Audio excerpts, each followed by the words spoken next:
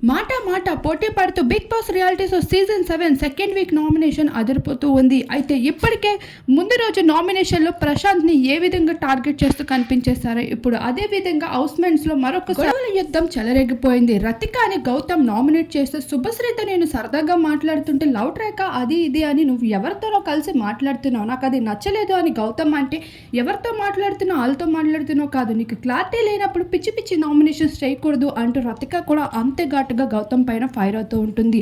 అరవద్దు, అరిస్తే నేను కూడా అరవగలను, టోన్ తగ్గించి మాట్లాడు అంటూ గౌతమ్ రతికకి చెప్తూ ఉంటాడు.